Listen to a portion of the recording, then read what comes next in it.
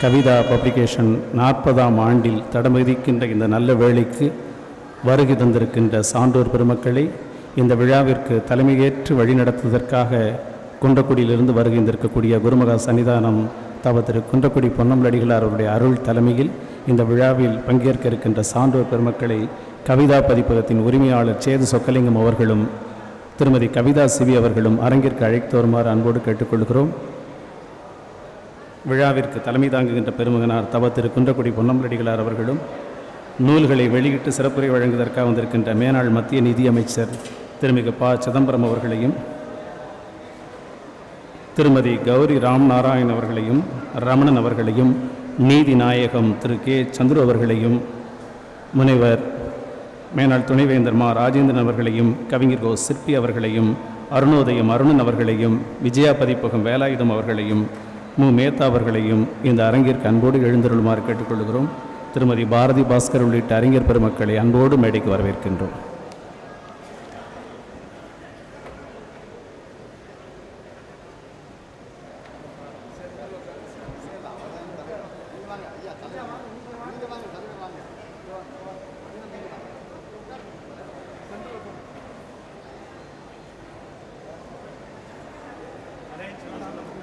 Kavitha publication 40ஆம் ஆண்டு விழாவில் அருள் தலைமையேற்று வழிநடத்துகின்ற தவ திரு குன்றக்குடி பொன்னம்பலடிகளார் அவருடைய அருள் தலைமையில் விற்றிருக்கும் சான்றோர் பெருமக்கள் சூழ்ந்திருக்கும் அவைக்கு பணிவான மாலை வணக்கங்கள்.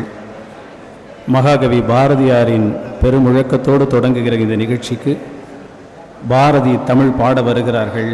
SRS சர்வோதயா மகளிர் விடுதி மாணாக்கியர்கள். பாரதி பாடல் முதலில் அரங்கேறுகிறது.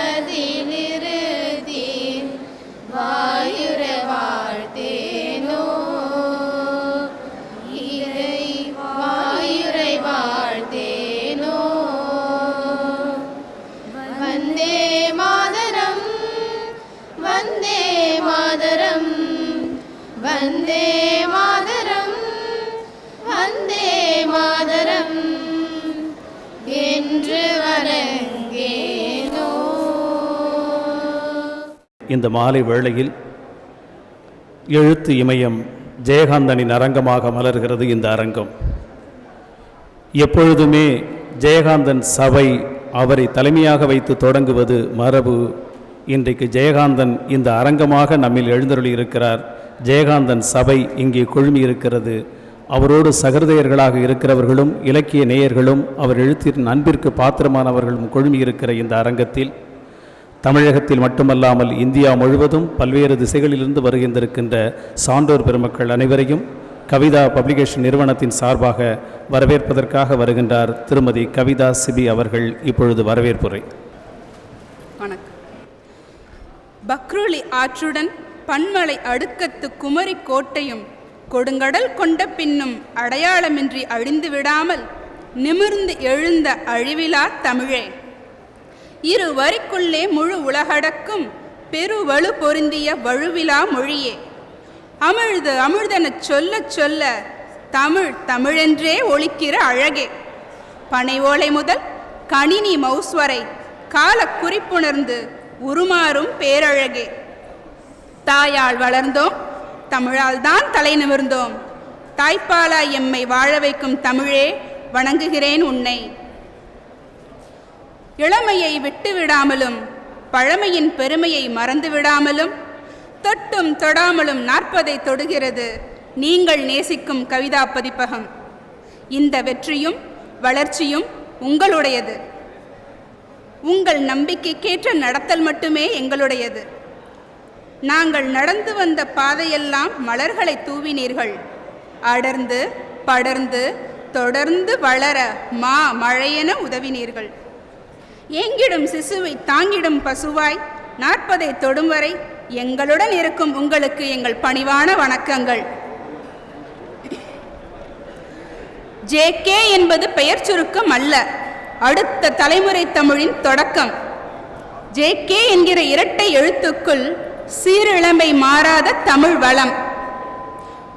வீறு கொண்டெழுவதிலும் விரும்பி துணிவதிலும் கம்பீரம் குறையாத அந்த எழுத்து சிங்கத்தின் கைகளை பற்றியபடி நடந்த நாட்கள் கவிதாவின் வரலாற்றில் குறிஞ்சிப்பூ பூத்த நாட்கள்.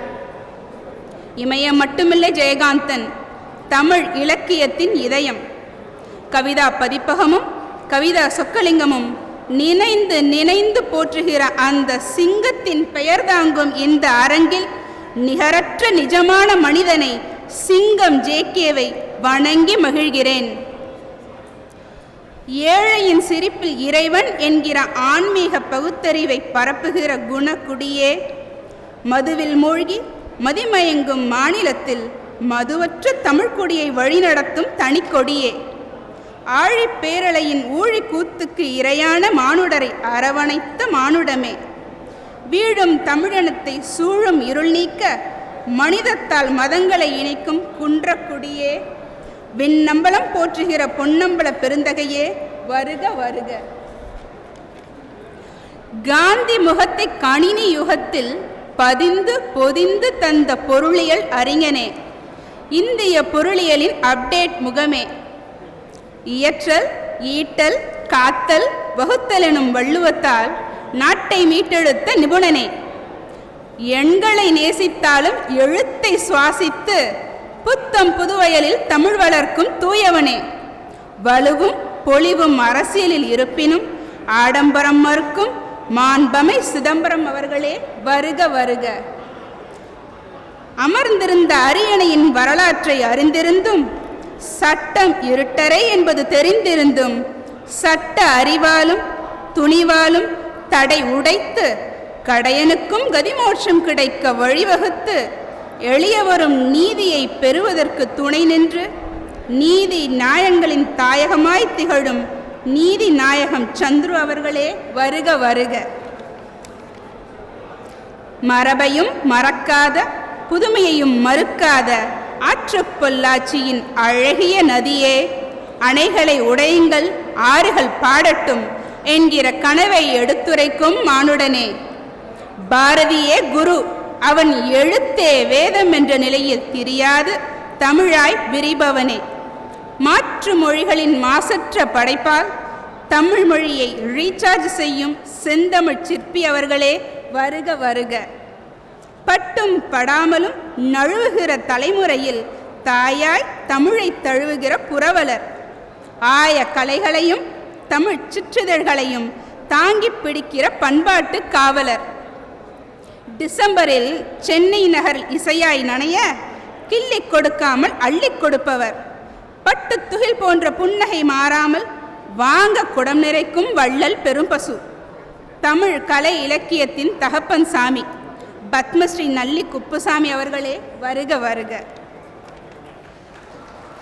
கடிக்கும் என்ற உண்மை தெரிந்தே இருந்தும் கணையாழி அணிய தயங்காத உரம், மானுடத்துடன் முரண்படுவோரை அறச்சீற்றத்துடன் தாக்குகிற மரம், மரன் என்கிற ரா தமிழுக்கு காலத்தின் கொடையாய் வாய்த்திருக்கும் வரம், கணையாழி இதழின் அகமே தமிழ் வளர்த்த துறையின் முகமே, ராசேந்திரன் அவர்களே, வருக வருக. தேசப்பிதாவுக்கு கண்ணீர் பூக்களை காணிக்கையாக்கிய தெருப்பாடகனே, பண்டிதர் பதுக்கிய கவிதை வளத்தை கண்டுபிடித்து தமிழுக்கு அர்ப்பணித்த மறவனே, மறைத்து வைக்க முடியாத மேதா விலாசத்தால் மேத்தா என்கிற பெயரையே கவிதையின் முகவரியாக மாற்றிய மேத்தா அவர்களே, வருக வருக. காற்று வெளியெங்கும் கலந்திருக்கும் எம்எஸ்ஸின் உடன் பாடி சிறகடித்த வானம்பாடி குஞ்சம்மா என்கிற குயிலின் குரலில் இரண்டர கலந்து இயங்கிய இளம் குயில். கலை இலக்கிய தேடலில் அர்ப்பணிப்போடு ஈடுபடும் எழுத்தாளர். இயல், இசை, நாடகத்தை மூச்சுக்காற்றாய் கருதுகிற தென்றல் காற்று கௌரி ராம்நாராயண் அவர்களே, வருக வருக. அறிவியல் துறை முதல் அடுப்பங்கரை வரை கணீர் என்றொலிப்பது பாரதியின் தனித்துவம். நெஞ்சில் ஈட்டியாய் பாயாமல் கருத்தை பஞ்சனையில் ஊசியாய் நுழைப்பதில் கவித்துவம். ஆணுக்கிங்கே பெண் இளைப்பிள்ளை காணென்று கூமுறை எழுவதில் பாரதியின் பேத்தி. பெண்ணுரிமை உணராத பேதையரை நிமிர்த்த வகுப்பெடுப்பதில் நிகரற்ற நேர்த்தி. பெண்ணால் ஏலுமின்றி எந்நாளும் எடுத்துரைக்கும் பாரதி பாஸ்கர் அவர்களே, வருக வருக. பாடி பறந்த குயில் எம்எஸ்ஸின் இசையை குறையொன்றுமின்றி வடித்தெடுத்ததில் ஒளிர்ந்தது ரமணனின் இசைமொழி. கங்கையின் ஈரத்தில் தமிழை நனைத்தெடுக்க தன்னைத்தானே வறுத்தெடுத்ததில் ஒளிந்து கொண்டிருந்தது ரமணனின் இதயமொழி. இசையாலும் காசியாலும் இதயங்களை இணைக்கும் கவிக்குயில் ரமணன் அவர்களே, வருக வருக. தமிழ் மொழி தழைக்க உழுது உழுது பதிப்பு தொழிலையே தொழுது தொழுது 90 கடந்தும் பழுதுபடாமல் 100 நெருங்குகிறது அருணோதய விழுது. கவியரசரின் முதல் நூலை வெளியிட்டு கவி உதயத்தை அறிவித்தவர் அருணன். கைமாறு கருதாத மாமழை போல் வாழ்வதால் அருணன் என்பது கருணனின் மறுபெயர். பதிப்புத்துறைக்கான மதிப்பு கூடுதல் வரி இன்று வரை ஐயா அருணனின் முகவரி. தான் பெற்ற பிள்ளை என என் தந்தையை தாங்கும் ஐயா அருணன் அவர்களே, வருக வருக. நேசித்து நேசித்து வாசிக்கும் வழக்கத்தை கொங்கு மண்ணில் விதைத்த விவசாயி. எழுத்து வேந்தர்களை தேடி பிடித்து முதல் நூல் துணிவுடன் வெளியிட்ட விஞ்ஞானி. புத்தகங்கள் தான் ஆயுதம் என்று வாசகருக்கு எடுத்துரைத்த தனிமனித இராணுவம். விஜயா பதிப்பகம் வேலாயுதம் அவர்களே, வருக வருக. பார்ப்பதற்குத்தான் பேராசிரியர் சாதுபதி. தரணியெல்லாம் ஆளுகிற தமிழை தான் ஆளுவதால் தமிழ் கூறும் நல்லுலகின் சேதுபதி. தமிழை இவர் ஆள இவரை தமிழ் ஆளும். அது தாய்க்கும் மகனுக்கும் இடையிலான ஒப்பந்தம். காரைக்கால் கல்லூரி பேராசிரியர், தமிழறிஞர் திறனுரைக்கும் நூலாசிரியர் சேதுபதி அவர்களே, வருக வருக. எங்களது வெற்றியின் படிக்கட்டுகளாய் திகழும் வாசகர்கள், பதிப்பாளர்கள், எழுத்தாளர்கள், நண்பர்கள், உறவினர்கள், அச்சக நண்பர்கள், ஊடக நண்பர்கள் அனைவரையும் வருக வருகென இருகரம் கூப்பி வரவேற்கிறேன். வரவேற்புரை நிகழ்த்திய சகோதரிக்கு நன்றி. அரங்கம் நிறைவு பெற்றிருக்கிற இந்த வேளையில் வருகை தந்திருக்கும் சிறப்பு விருந்தினர் பெருமக்களுக்கு கவிதா பப்ளிகேஷன் நிறுவனத்தின் நிறுவனர் திருமிகு சேது சொக்கலிங்கம் அவர்கள் இப்பொழுது சிறப்பு செய்கின்றார்கள்.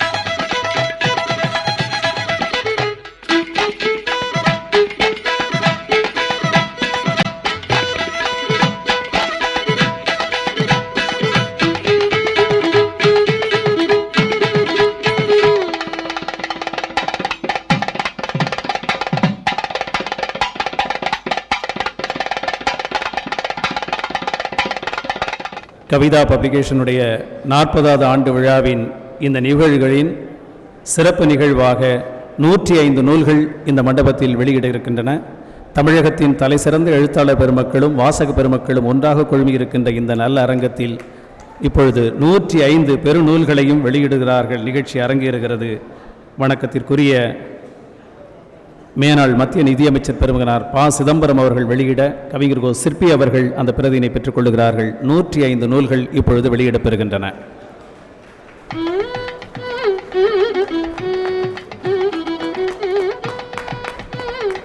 தனித்தனி நூல்களாய் வெளியிட்டால் அதுவே ஒரு தனி விழாவாக அமைந்துவிடும் என்பதனால் ஒவ்வொரு புத்தகங்களின் அட்டையையும் ஒருமுகப்படுத்திய பெரும் புத்தகமாக இது வெளியிடப்பெறுகிறது.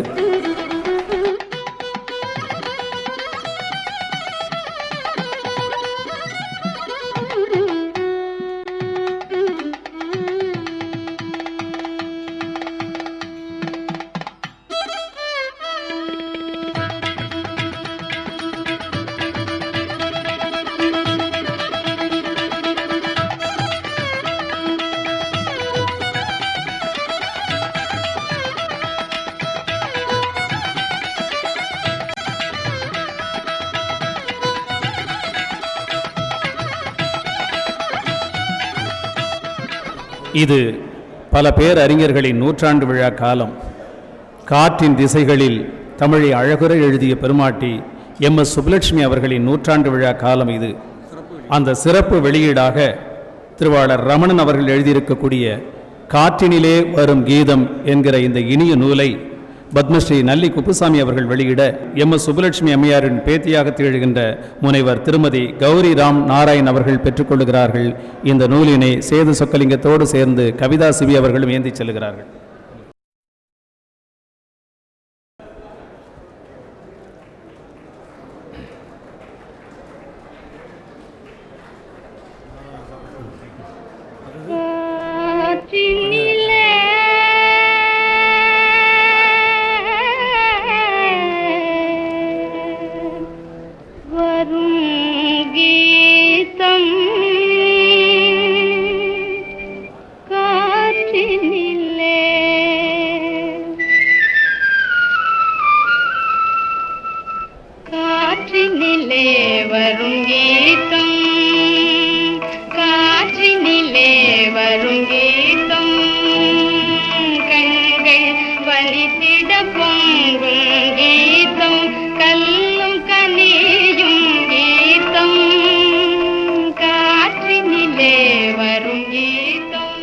தமிழ் அறிஞரும் எழுத்தாளரும் கவிஞருமாக திகழ்கின்ற மாரா அவர்களின் சொல் புதிது பொருள் புதிது என்கிற நூலினை நீதிநாயகம் திருவாளர் திரு கே. சந்திர அவர்கள் வெளியிட எழுத்தாளர் திரு ரமணன் அவர்கள் பெற்றுக்கொள்கிறார்கள்.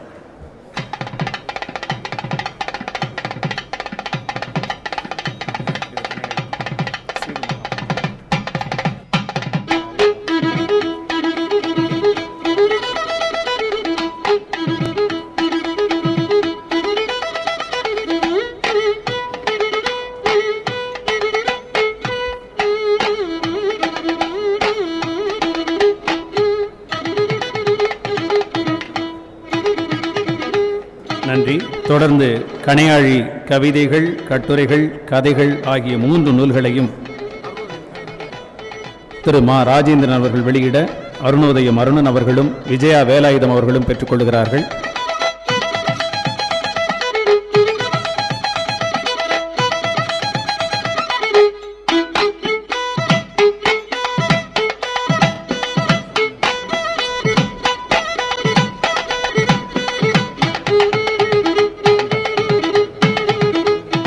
இப்பொழுது சான்றோர் பெருமக்களின் வாழ்த்துரையாக இந்த அரங்கம் மலர் இருக்கின்றது.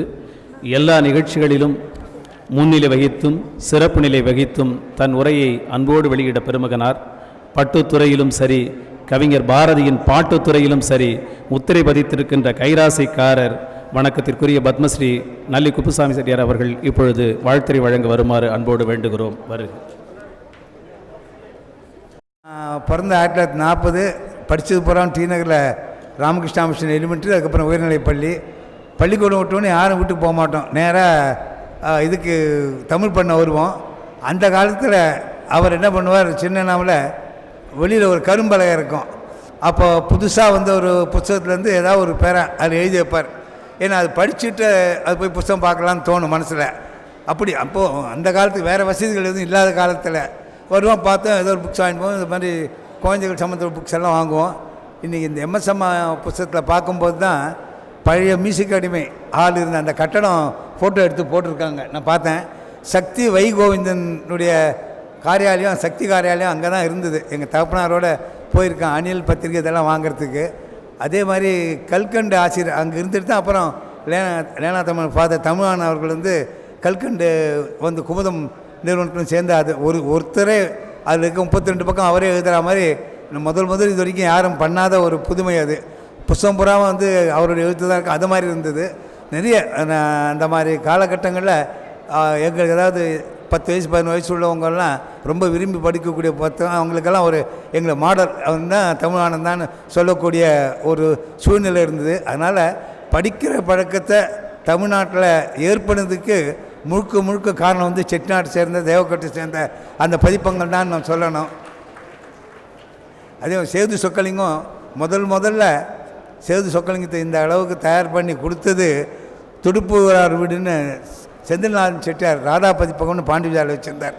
அது ஆரம்பித்து அப்போலேருந்து அவர் எனக்கு தெரியும். இன்றைக்கி மிகப்பெரிய அளவில் செஞ்சுட்டு வர்றார். அவருடைய சேவையெல்லாம் பாப்பாசியில் நான் பார்த்துருக்கேன். ஒரு பெரிய எப்படி சொல்கிற ஒரு அரேஞ்ச்மெண்ட்ஸ் பண்ணுறதுன்றது ஒரு விதமான குறையும் இல்லாமல் அந்த மாதிரி வந்து பல விதமாக நான் அவரை இன்னும் அவர் திறமையை பல விதமாக நான் பார்க்கக்கூடிய வாய்ப்புகள் எனக்கு இருந்திருக்கு. இன்றைக்கி நான் சரஸ்வதி அப்படியா நினச்சிட்டு இருக்கக்கூடிய ஸ்ரீமதி எம்எஸ் அம்மாவுடைய புத்தகத்தை ரமணன் சார் ரொம்ப அழகாக இருக்கார். நான் வந்து படிக்கும்போது நிறைய விஷயங்கள் அதாவது பல இடங்களை கேட்டு சரி பார்த்துட்டு அதை எது வந்து கரெக்ட் நியூஸோ அதை மாத்திரம் செலக்ட் பண்ணி ரொம்ப அழகாக எழுதியிருக்கார். இந்த கர்நாடக இசை உலகமே ரமணன் சாருக்கு ரொம்ப கடமைப்பட்டிருக்குன்னு சொல்லணும். அந்த புஸ்தகத்தை நான் வெளியிடுறது என்னுடைய பாக்கியம்னு சொல்லணும். அது முதல் காப்பி வந்து வாங்கிக்கூடிய பெருமையை ஏற்படுத்தி கொடுத்த கௌரி நாராயண் அவருக்கு நமஸ்காரத்தை தெரியப்படுத்திக்கிறேன்.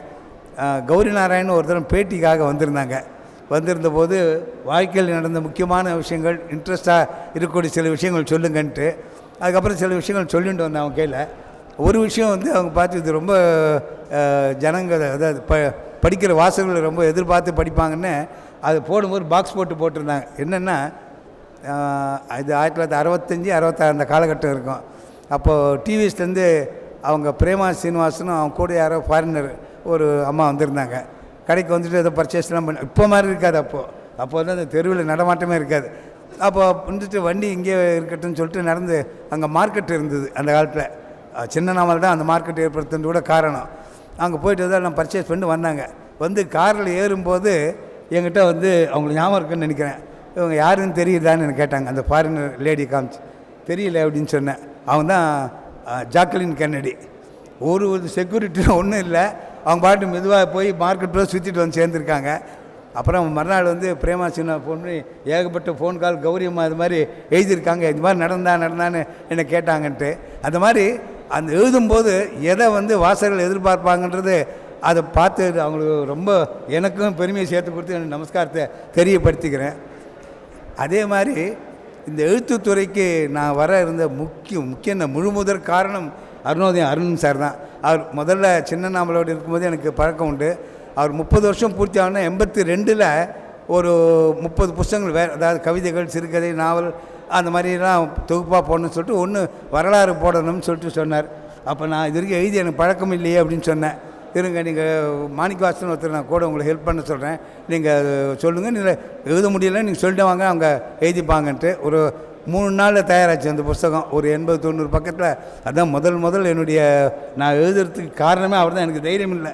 ஏன் தைரியம் இல்லைன்னா 10 வயசு இருக்கும்போது கண்ணனுக்கு ஒரு சின்ன கதை எழுதி அமிச்சேன். அது அப்படியே திரும்பி வந்துடுத்து. இதை நான் சரி வராதுன்னு சொல்லிட்டு அதோடு அதை விட்டேன். அதே மாதிரி சேல்ஸ் டெக்னிக்ஸுன்றது நீங்கள் கற்றுக்கணும்னா விஜயா பதிப்பகத்தார் அவர்கிட்ட தான் நம்ம தெரிஞ்சுக்கணும். ஏன்னா நான் கவனிச்சிருக்கேன், கேள்விப்பட்டும் இருக்கேன். ஒரு புத்தகங்கள் வந்து இப்போ இந்த எம்எஸ் அம்மா புக்கு இது மாதிரி ஏதாச்சும் வந்துன்னா யாருக்கு என்ன பிடிக்கும்னு அவருக்கு தெரியும். உடனே மறுநாள் ஃபோன் பண்ணிடுவார். கட்டுரைகள் வந்து படிக்கிறதா இருந்தால் இன்னும் போய் இந்த கட்டுரைகள் வந்திருக்கு, இல்லாட்டி வரலாறு படிக்கிறோம் அவங்களுடைய இசை சம்மந்தமாக உள்ளவங்களுக்கு இந்த மாதிரி அவங்க வந்து ஃபோன் பண்ணிடுவார். அவங்க வந்து வாங்கிட்டு போய்ட்டு அவங்களுக்கு கொடுத்து அனுப்பிச்சுடுவார். அதாவது வந்த நொடியில் விற்றுடுவார். இந்த மாதிரி சாமர்த்தியம் வேறு யாருக்கும் பதிப்பு துறையில் இருக்குதுன்னு நான் நினைக்கல. அவர்கிட்ட அவசியம் நாங்கள் எல்லோரும் பதிப்பு துறை இல்லை, எங்களை மாதிரி உள்ளவங்க கூட கற்றுக்கணும். அவருக்கு நமஸ்காரம் தெரியப்படுத்திக்கிறேன். பாரதி பாஸ்கர் உங்களுக்கு எல்லாருக்கும் தெரியும். பட்டிமன்றத்தில் மினிஸ்டர் சார் கூட கேட்டார், அங்கேருந்து பார்த்தபோது சரியாக தெரியல, பாரதி பாபா பட்டிமன்றத்தில் அழகாக பேசுவாங்க, அவங்க தான் நல்லா தெரியும் அப்படின்னார். அவங்க டிவிலையும் பார்க்கலாம், பல பட்டிமன்றத்தில் அவங்க, அதாவது நேரடியாக நான் போய் பார்க்கலே தவிர டிவியில் வரும்போது பார்த்துக்கேன். அவங்க ஒரு விஷயத்துக்கு எப்படி எதிர் பதில் அது சொல்கிறாங்கன்னு நான் கேட்டிருக்கேன். ஒரு தடவை இங்கே காமதேனு தியேட்டரில் ஒரு நிகழ்ச்சி நடந்தபோது பேச்சு கேட்டிருக்கேன். அவங்களுக்கு நமஸ்காரம் தெரியப்படுத்திக்கிறேன். பெரியவங்க தெரிஞ்சு தான் பாரதி பாபான்னு பேர் வச்சுருக்காங்கன்னு நினைக்கிறேன். ரொம்ப அதாவது இன்ட்ரெஸ்டாக கேட்கக்கூடிய, அப்படி பேசக்கூடியவங்க, அவங்களுக்கு நமஸ்காரத்தை நான் தெரியப்படுத்திக்கிறேன். ராஜேந்திரன் சார், இவரை பற்றி நான் நிறைய விஷயம் நான் சுருக்கமாக நிறைய பேர் பேச வேண்டியிருக்கிறதுனால, ஒரு தரம் உட்லண்ட்ஸில் ஒரு நிகழ்ச்சி இது மாதிரி புஸ்தக வெளியிட்டு தான். அப்போ ராஜேந்திரன் சார் பேசிகிட்டு இருந்தார். பேசும்போது ஒரு விஷயம், அது கான்ட்ரவர்ஷியல் விஷயம், அதை வந்து சொன்னார். அதாவது கான்ட்ரவர்ஷியல்னா இப்படி கூட இருந்திருக்குமான்னு எல்லோரும் நினைக்கக்கூடிய ஒரு விஷயம் பேசும்போது சொன்னார். அப்போது நம்ம கல்வி அமைச்சர் அன்பழகன் சார் இருந்தார் ஸ்டேஜில். இவர் பேசி முடிச்சுட்டு வந்த உடனே இவர் கூப்பிட்டு, இப்போ ஒரு விஷயம் சொன்னி அதுக்கு உங்கள்கிட்ட ஆதாரம் இருக்கான்னு கேட்டார். எங்கிட்ட சார் எழுத்து மூலியமாகவும் இருக்குது, இப்போ இல்லை, இப்போது 70 வருஷத்துக்கு மேலே போட்ட புக்கு இருக்குது, அதை நான் அது பார்த்தேன்னா இன்னும் கேரண்டியாக சொல்கிறேன். நிச்சயமாக சார் அப்படின்னார். நான் போய் வீட்டுக்கு போய் படித்து பார்க்குறேன்னார். நானே அதை ஆச்சரியப்பட்டேன். அந்த விஷயம் அது நீங்கள் இப்போ மறைமலை அடிகளுடைய வரலாறு படிச்சிங்கன்னா அந்த விஷயத்தை பார்க்கலாம். ஞாபகம் வச்சுன்னு சொன்னேன், எப்போ 70 வருஷத்துக்கு முன்னாடி எழுதப்பட்ட புஸ்தகம். அது நிறைய தமிழ் வளர்ச்சி துறையில் இருக்கும்போதும் அதே மாதிரி தஞ்சை பல்கலைக்கழகத்துக்கும் நிறைய பணிகள் செஞ்சுருக்கார்.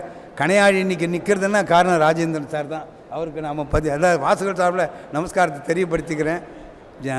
சந்துரு சார் வந்து உங்களுக்கு தெரியும், எனக்கு வந்து அவர் வந்து வக்கீலாக இருக்கும்போது எனக்கு ஒரு கேஸ் அட்டன் பண்ணார். பின்னாடி வந்து ஒரு ஆர் சூடாமணியை வந்து அவங்க சொத்து பூராவும் கிட்டத்தட்ட 10 கோடி ரூபா இருக்கும் தோராயமாக வச்சுங்களேன்.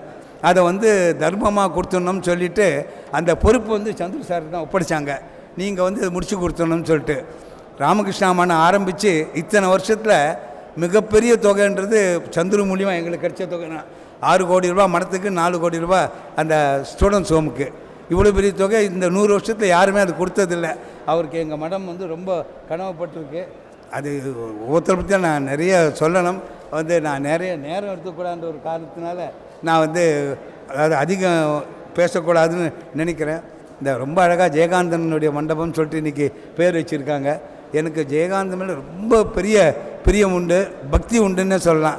நிறைய விஷயங்கள் சொல்லலாம். அவருடைய 80வது வயசு பூர்த்தியான போது மியூசிக்காரன் பேசும்போது நான் சொன்னேன், அவரை நான் வந்து பர்சனலாக தெரிஞ்சுக்கிறதுக்கு காரணம் சேது சொக்கலிங்க சார் தான். அவர் தான் என்ன ஒரு நாள் வாங்கன்னு அழைச்சும் போனார். இந்த கே சுப்பிரமணியன் சார் வந்திருக்காரு. அழைச்சுன்னு போய் அப்போ தான் முதல்ல அவரோடு உட்காந்து சில நிமிஷங்களாவது பேசக்கூடிய வாய்ப்பு எனக்கு கிடச்சிது. சொன்ன விஷயங்கள் அவரை பற்றி ஒரு ஆவணப்படம் இருந்து நான் நேரமாகவும் ஒன்றும் யோசிக்க வேண்டியிருக்கு. ரொம்ப அழகாக ஒரு கேள்விக்கு வந்து கேட்டபோது பதில் சொன்னார். நிறைய அதாவது ஒரே ஒரு விஷயம் சொல்கிறேன், ஒரு பிரபல வக்கீல், அந்த வக்கீல்கிட்ட போய் நாம் மணிக்கணக்கில் காத்துட்டுருக்கணும். அவர் வந்து லக்ஷ்மி ரத்தன் பேர், சாருக்கு தெரிஞ்சிருக்கலாம். அவர் இவர் வீட்டுக்கு தினம் அப்போ பழைய வீடு இந்த இடித்து கட்டலை பழைய வீடு இருந்தது. அப்போவுமே டெய்லி இங்கே வந்து நண்பர்கள்லாம் சேர்ந்து நீங்கள் ஒரு எப்படி சொல்கிறது ஒரு கெட்டுதல் மாதிரி நடக்கிறதுனா அதெல்லாம் ஒன்றும் இல்லை போயான்ட்டார். 1 வருஷம் நடந்திருக்கார். அதுக்கப்புறம் ஒரு நாள் என்ன தெரிச்சா, சரி வா உள்ளே கூட உள்ள கேட்டுக்கு வெளியிலே வந்தாலும் அதுக்கப்புறம் ஒவ்வொரு நாள் வந்து பார்த்துருந்தாருன்னு வச்சுங்க. அந்த மாதிரி எத்தனையோ சுவையான விஷயங்கள்லாம் சேதுனால எனக்கு கிடச்சிது. அவர் வருஷம் சித்திரை 1ஆம் தேதி போய் அந்த வருஷம் பூரா புத்த புக்ஸுக்கு பூராவும் ஒரு தொகை வந்து ஒரே செக்காக கொடுத்துட்டு வருவார். அன்றைக்கி பூரா அவரோடு இருப்பார், அவரோட சாப்பிட்டு வருவாங்க. அந்த மாதிரி ஒரு பழக்கம் ஏற்படுத்திட்டு இருந்தார். எல்லாருக்கும் யாராவது விட்டு போச்சுன்னு தயவு செஞ்சு மன்னிக்கணும், என்னுடைய ஞாபக சக்தி குறைவுன்றதாக எனக்கு எடுத்துக்கணும். அது மாதிரி இந்த நிலைமையில் இந்த மிகப்பெரிய ஒரு விசேஷமான இந்த வைபவத்தை ஏற்படுத்தி எனக்கும் அதில் பங்கு கொடுத்த சேது சொக்கலிங்கத்துக்கும் அவர் குடும்பத்தாருக்கும் என்னோட நன்றியை தெரிவிச்சுட்டு இந்த சிதம்பரம் ஐயா வந்திருக்காங்க. நான் அவருக்கு பார்க்கும்போதெல்லாம் சொல்கிறேன், இவ்வளோ எளிமையாக நான் பார்க்கல. ஒரு மினிஸ்டர் வந்து இப்போவும் சரி, அவர் வந்து பொறுப்பில் இருந்த போதும் ஒரே மாதிரி இருக்கார், ப்ளசண்ட்டாக இருப்பார். நான் கோவப்பட்டு பார்த்ததில்லை. அவங்க எனக்கு பல தரம் சந்தர்ப்பங்கள் அப்படி சில சமயத்தில் அமைதி எடுக்கக்கூடிய சந்தர்ப்பம் வந்தபோது கூட அவர் பாட்டு ப்ளசண்ட்டாக இருப்பார். அவர் வந்து அவர் தலைமையிலையும் சுவாமிகள் வந்து நடத்தி கொடுக்குறோம். எனக்கு ரொம்ப ரொம்ப ரொம்ப என்ன சொல்லுங்க, எல்லா சாப்பிடும் நன்றி நமஸ்காரத்தை தெரியப்படுத்திக்கிறேன். சுவாமிகளுடைய பேச்சு நான் நிறைய கேட்டிருக்கேன். திருவண்ணாமலையில் வருஷம் பெரியவர் இருக்கும்போது அங்கே வந்து ஆகஸ்ட் 15 வந்துட்டு அருணகிரிநாதர் விழா ஒன்று, கோயில் விழா 2க்கும் தலைமை தாங்கி பேசுவார். நிறைய அந்த பேச்செல்லாம் கேட்கக்கூடிய வாய்ப்பு எனக்கு கிடச்சிருந்து அவர்கள் வந்திருந்து நடத்தி கொடுக்கறதுக்கு என்னுடைய நமஸ்காரத்தையும் வந்தனத்தையும் நன்றியும் தெரிவிச்சுக்கிறேன். மீண்டும் இந்த வாய்ப்பை ஏற்படுத்தி கொடுத்த சேது சொக்கலிங்கத்துக்கு என்னுடைய நன்றியை தெரிவித்து விடைபெறுகிறேன். நன்றி, வணக்கம்.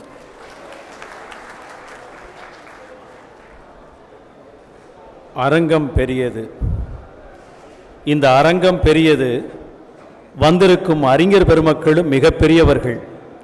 டாக்டர் ஔவை நடராஜன் தொடங்கி ஐயா சிலம்பொலியாரிலிருந்து தமிழகத்தின் தலைசிறந்த எழுத்தாளர்களை எல்லாம் கூட்டி இந்த சின்ன மண்டபத்திற்குள் கொண்டு வந்து சேர்ப்பது பார்க்கிற பொழுது நடந்து கொண்டிருப்பது இலக்கிய திருவிழாவா, இல்லை தமிழகத்திலிருந்து எழுத்தாளர்கள் கூடுகிற மாநாடா என்று மலைக்க வைக்கிற அளவிற்கு தமிழகத்தின் பல்வேறு திசைகளில் வந்திருக்கின்ற எழுத்தாளர் பெருமக்களே, அறிஞர் பெருமக்களே, ஓவியர்களே, ஒவ்வொருவரையும் இந்த மேடையில் ஏற்றி பேச வைக்க வேண்டும் என்ற பெரு விருப்பத்தோடு தான் தங்கை கவிதா சிபியும் கவிதா பப்ளிகேஷன் நிறுவனத்தை சார்ந்த சேது சொக்கலிங்கனாரும் ஆசைப்பட்டார். அத்தனை பேருக்கும் இந்த அரங்கம் பொருத்தமாக இருக்குமா என்கிற தயக்கத்தின் விளைவாக ஒரு குறும்படமாக கொண்டு வந்து எல்லோரையும் பேச வைத்தால் எப்படி இருக்கும் என்று அவர்கள் கனவு கண்டதன் விளைவாக இந்த அரங்கத்தில் இருக்கின்ற பல்வேறு எழுத்தாளர்களையும் இந்த திரையில் நாம் சந்திக்க இருக்கிறோம். பல மாத காலமாக இதற்கென்று பணியாற்றிய கவிதா பதிப்பு தடம் 40 என்கிற ஆவணப்படம் இப்பொழுது உங்கள் மத்தியிலே வெளியிடப் பெறுகிறது. கவிவேந்தர் மு மேத்தா அவர்கள் வெளியிட திருமதி பாரதி பாஸ்கர் அவர்கள் அந்த கவிதா பதிப்பு தடம் 40 என்கிற ஆவணப்படத்தின் குறுந்தகட்டினை பெற்றுக்கொள்கிறார்கள்.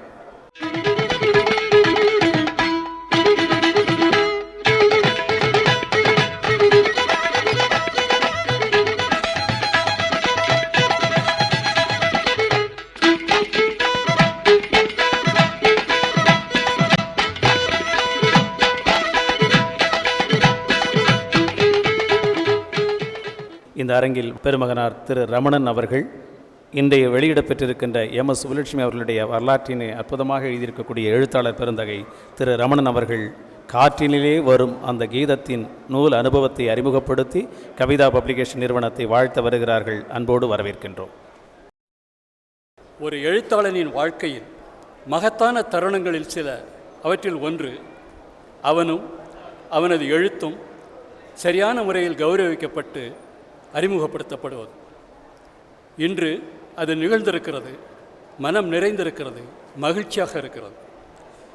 தவத்திரு அடிகளாரின் ஆசியுடன் நான் மிக பெரிதும் மதிக்கும் திரு சிதம்பரம் அவர்கள், அவர் இந்த தேசத்தின் விதியை நிர்ணயிக்கும் நிதி அறிக்கையாக இருந்தாலும் சரி, அல்லது கம்பன் கழக தலைமை உரையாக இருந்தாலும் சரி, மிக சிறப்பாக அவருக்கே உள்ள பாணியுடன் அழுத்தமான அழகான வார்த்தைகளை தேர்ந்தெடுத்து மிக அருமையாக பேசுவார். அந்த பிரமித்து ரசித்தவர்கள் பலரில் நானும் ஒருவன். இன்று அவர் முன்னிலையில் இந்த புத்தகம் வெளியிடப்படுவது எனக்கு பெருமையான விஷயமாக இருக்கிறது. நன்றி ஐயா. சிலர் பெயரை சொல்லும் போதே அது தொடர்பானவைகள் மனத்தில் எழும். நல்லி என்ற வார்த்தையை கேட்டாலே நல்ல பட்டு சேலை என்று பலருக்கு தெரியும். அது மாத்திரமல்ல, நல்ல பாட்டு கச்சேரிகளும் கூட என்று சில ஆண்டுகளாக சொல்லப்படுகிறது. ஏனென்றால் சென்னையில் உள்ள அத்தனை சபாக்களுக்கும் ஸ்பான்சர் என்ற புரவலர் திரு நல்லி அவர்கள்தான். அவர் எங்களை பொறுத்தவரையில் பட்டு சேலையோ பாட்டோ அல்ல, நல்ல புத்தகங்களை வாசிக்கக்கூடியவர், நிறைய புத்தகங்களை எழுதியிருக்கிறவர், புத்தகங்களை நேசிப்பவர், மிகப்பெரிய நூலகத்தை வைத்திருக்கிற புத்தக நண்பர் என்றுதான் என்போன்றவர்கள் அறிவார்கள். இந்த புத்தகத்தின் எழுத துவங்கிய போது முதலில் அவரிடம்தான் பேசினேன். மிக நல்ல முயற்சி, உடனடியாக செய்யுங்கள் என்றார். அது மாத்திரமல்ல, தொடர்ந்து எந்த அளவிற்கு எழுதி கொண்டிருக்கிறீர்கள், புத்தகம் எந்த நிலையில் இருக்கிறது என்று கேட்டுக்கொண்டிருந்தார். இந்த புத்தக முயற்சியை இவ்வளவு ஊக்கத்தோடு ஆர்வத்தோடு அவர் உதவியர் அவருடைய கையாலேயே இன்று இந்த புத்தகம் வெளியிடப்படுவது மிக மிக மிக சந்தோஷத்தை தருகிறது. இந்த புத்தகத்தின் முதல் பிரதியை பெற்று கௌரவம் சேர்த்த திருமதி கௌரி ராம்நாராயணன் எனக்கு இந்த புத்தகம் எழுத அம்மாவை பற்றி நிறைய தகவல்கள் சொல்லி உதவியவர். எம்.எஸ். அம்மாவை பற்றி அவரே புத்தகங்கள் எழுதியிருக்கிறார். அவர் எழுதிய ஆங்கில புத்தகத்தை முன்னாள் பிரதமர் மன்மோகன் சிங் வெளியிட்டிருக்கிறார். பல கட்டுரைகள் எழுதியிருக்கிறார். எம்.எஸ். அம்மாவை பற்றி அநேகமாக இந்த நூற்றாண்டில் 100 கட்டுரைகளுக்கு மேல் எழுதியிருப்பார். ஆங்கிலம், தமிழ் எல்லாவற்றையும் எழுதக்கூடியவர். எழுத்து, இயல், இசை, நாடகம், நாட்டியம் இவை அனைத்தும் சேர்ந்த ஒரு பெண்மணியை பார்க்க முடியுமா? அப்படி பார்க்கக்கூடிய ஒரு பெண்மணி தான் கௌரி ராமநாதன். அது மாத்திரமல்ல, இவ்வளவு ஆற்றல் உள்ள ஒரு எழுத்தாளர் சக எழுத்தாளருக்கு அவர் தயாரிக்கும் புத்தகத்திற்கு உதவி செய்ய எவ்வளோ பெரிய மனம் வேண்டும். இந்த இந்த இந்த தகுதிகளை எல்லாம் தாண்டி இந்த புத்தகத்தின் முதல் பிரதியை பெறுவதற்காக எம்எஸ் குடும்பத்திலிருந்து யாராவது வர வேண்டும் என்று பதிப்பாளர் சொக்கலிங்கம் அவர்கள் விரும்பினார்கள். எம்எஸ் அம்மாவுடன் 17 ஆண்டுகளுக்கு மேல் கூடவே இருந்து உடன் பயணித்து பாடி அவரை மிக அணுக்கமாக அறிந்தவர் அவர். அவரிடம் பாட்டு மாற்றமல்ல, பல விஷயங்கள், சமையல் உள்பட பல விஷயங்கள் கற்றுக்கொண்டிருக்கிறார். அவர் பாட்டியை பற்றி பெருமையாக பேசுகிறார். அவர் பேசுவதை தான் தனியாக ஒரு புத்தகமாக்கலாம், அந்த அளவுக்கு உணர்ச்சியோடு பேசினார். நிறைய விஷயங்கள் சொன்னார். அவர் ஆங்கிலத்தில் பத்திரிகையாளராக வாழ்க்கையை துவக்கியவர். இளம் பத்திரிகையாளராக தன் பாட்டியிடமே அவருடைய காதல், அவருடைய வாழ்க்கை, தாத்தாவின் கோபம் எல்லாவற்றையும் பற்றி பேசியிருக்கிறார். அவைகளை இந்த புத்தகத்துக்காக எங்களிடம் பகிர்ந்து கொண்டார். இதை இன்று அவர் இந்த புத்தகத்தை பெறுவதை எங்களுடைய மிகப்பெரிய கௌரவமாக நானும் எங்களுடைய பதிப்பாளர் சொக்கலிங்கம், நண்பர் சொக்கலிங்கம் கருதுகிறோம். 2 ஆண்டுகளுக்கு முன், கிட்டத்தட்ட 2 ஆண்டுகள் ஆகிவிட்டது, கவிதா உரிமையாளர் திரு சொக்கலிங்கம் அவர்கள் எம்எஸ் அம்மாவின் வாழ்க்கையை எழுதுங்களேன் என்றால் திடுமென்று ஒரு நாள் வேறு ஒரு விஷயத்துக்காக அவரிடம் பேசிக் கொண்டிருந்த போது நான் உடனே சரி என்று சொல்லவில்லை, சற்று தயங்கினேன். தயங்கியதற்கு முக்கியமான காரணம், நான் இசையை ஒரு ரசிகனாக ரசிக்க தெரிந்தவன். அதற்கு மேல் இசையில் எனக்கு எதுவும் தெரியாது. ராகங்கள், அது நுணுக்கங்கள், தாளங்கள், நிறைய கணக்குகள் அவர்களிடம் சொன்னால் பெரிய கணக்கே போட்டு காமிப்பார்கள். அதெல்லாம் எனக்கு புரியாது என்று சொல்லக்கூடாது, தெரியாது. அப்படி இசைக்காகவே பிறந்து இசையாலேயே வளர்ந்து இசை அரசியாகவே உலகம் பதிக்கப்பட்ட ஒரு மிகப்பெரிய ஆளுமையை இசை அதிகம் அறியாத நான் எப்படி எழுத முடியும் என்று தயங்கினேன். ஆனால் இந்த முயற்சிக்காக என் முதல் கட்ட ஆய்வை துவங்கிய போது நான் அறிந்து கொண்ட ஒரு அற்புதமான விஷயம், எம்எஸ் என்ற பெண்மணி இசையை என்ற வட்டத்தை தாண்டி மிக மிக ஆச்சரியமான பல விஷயங்களை சாதித்திருக்கிறார். அவரை ஒரு புரட்சிகரமான புதுமை பெண்ணாக பார்த்தேன். தாங்க முடியவில்லை. அவ்வளோ ஆச்சரியமான விஷயங்கள், அவ்வளோ திருப்பங்கள் நிறைந்த வாழ்க்கையை அவர் சமாளித்திருக்கிறார். அவருடைய வாழ்ந்த காலகட்டத்தில் ஒரு சாதாரண பெண் செய்ய முடியாத, நினைக்க முடியாத காரியங்களை இவர் சாதித்திருக்கிறார். அப்பொழுது உடனே திரு சொக்கலிங்கம் அவர்களிடம் சொன்னேன், இந்த பணியை நான் சந்தோஷமாக ஏற்கிறேன்.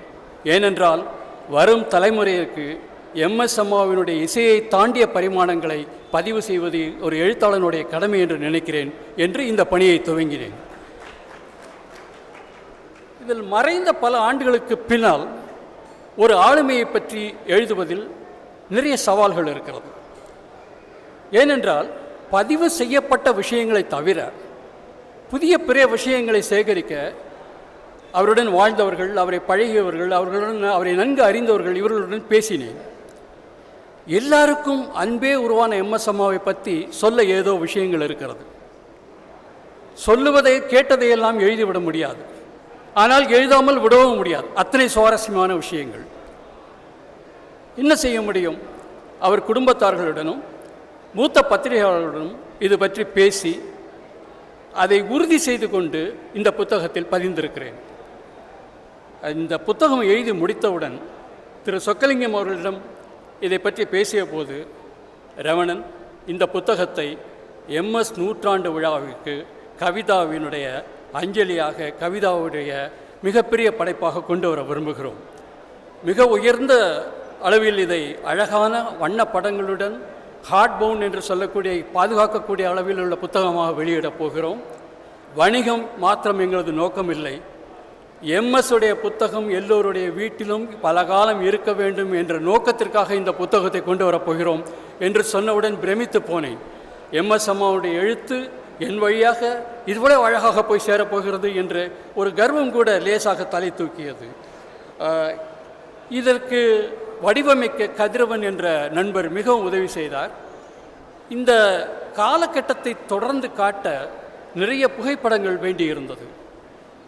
நண்பர் கலைமாமணி யோகா புகைப்பட கலைஞர் இங்கே இருக்கிறார். இவரை புகைப்பட கலைஞராக தான் பலர் அறிந்திருக்கிறார்கள். அவர் ஒரு நூல் ஆசிரியர், நிறைய எழுதுகிறார். அதை தவிர மிகப்பெரிய புகைப்பட களஞ்சியத்தை நிர்வகிக்கிறார். நீங்கள் எம்எஸ் என்று கேட்டால் அதில் சம்பந்தப்பட்ட படங்களை உடனே கொட்டி குவிக்கிறார். எங்களால் தேர்ந்தெடுக்க முடியவில்லை, அவ்வளோ படங்கள் கொடுத்தார். இந்த வாய்ப்புகள் அத்தனையும் ஒரு சேர கிடைத்தது என்னுடைய பாக்கியம். எனக்கு இறைவன் கொடுத்த அருள் எல்லாவற்றிற்கும் மேல் எம்எஸ் அம்மாவின் ஆசை என்று நினைக்கிறேன். 7 சுரங்களில் எத்தனை ராகம் என்றான் கவிஞர் கண்ணதாசன்.